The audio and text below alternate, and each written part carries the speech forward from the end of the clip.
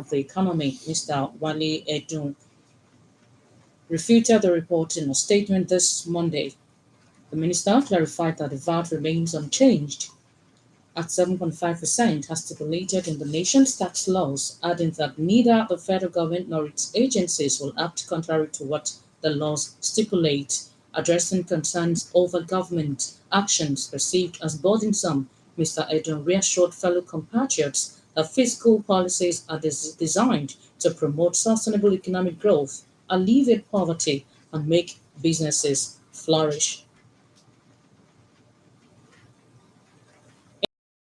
The federal government revenue from value-added tax shot up to a total of 1.56 trillion naira in the second quarter of 2020.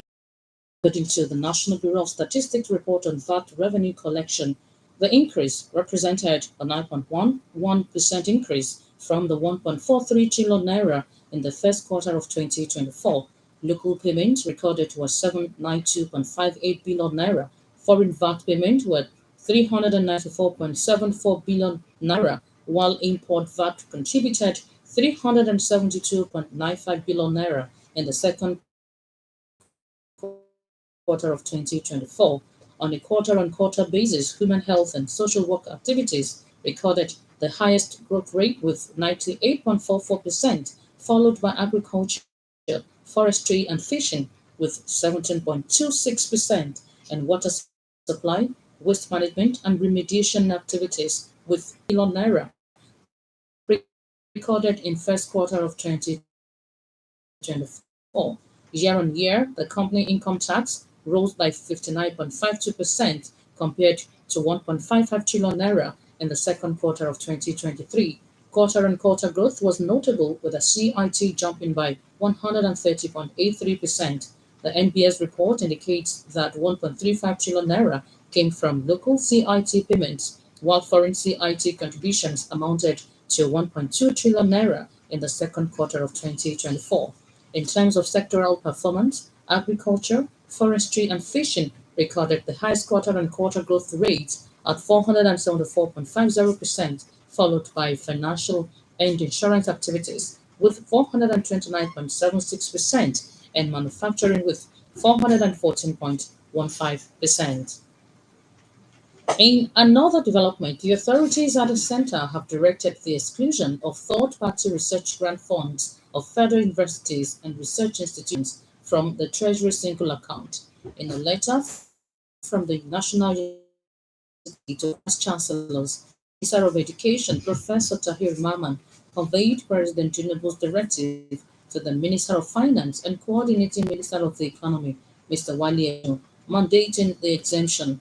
The directive also grants universities and research institutions the autonomy to operate with their endowment fund accounts in commercial banks. This move is expected to enhance the financial autonomy of universities and research institutions, promoting research and innovation in their country. Nigeria Labour Congress (NLC) Comrade Joe Ajaero.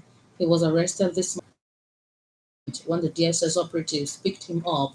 The reports are that the Labour leader has been handed over to the National Intelligence Agency (NIA).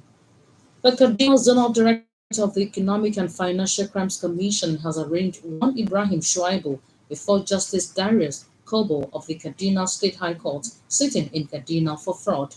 According to us, facing prosecution on a 7-count charge, including criminal impersonation and obtaining by false pretense amounting to 100 million naira. He pleaded not guilty to all the charges and urged the court to fix a trial date. His counsel, Abdul Karim Audio, failed to file a bail of defendant to be remanded in EFCC.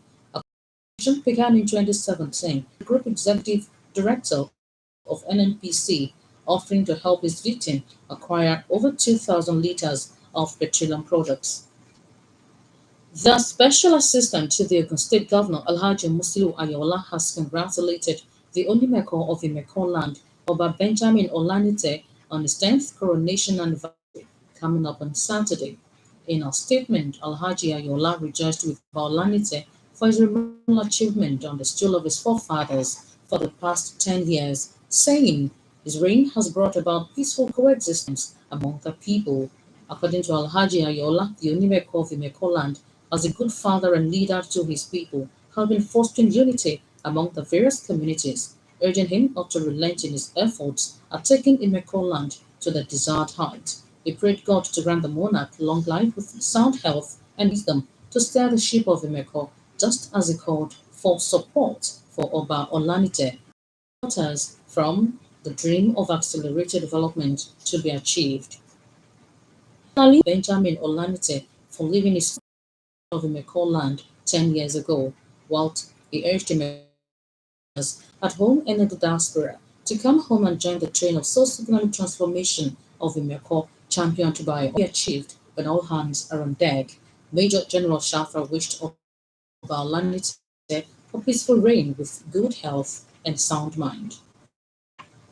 Part of activities marking the 142nd anniversary of the late first Baluvegba Christian Chief John Okenla, a special thanks church Ijun Abeokuta at the Christian chiefs took turns to appreciate God for their late leader.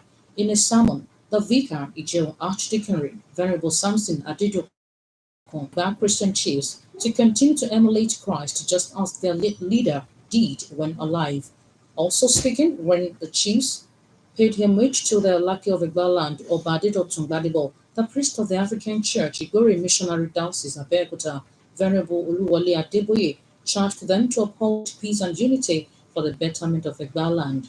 In his remarks, the Alaki of Igbaland, Obadido Tungbadibo, said, the freedom of Igba people is a priceless gift which all must protect, urging the chiefs to guard against any division. Speaking at the reception, the Balogun of Igba Christians, Chief Johnson Oke, eulogized the late Chief Okenla for his sterling qualities that made him to be remembered every year, urging Christian chiefs to emulate his humility, high level of discipline, and philanthropic acts to people in his community.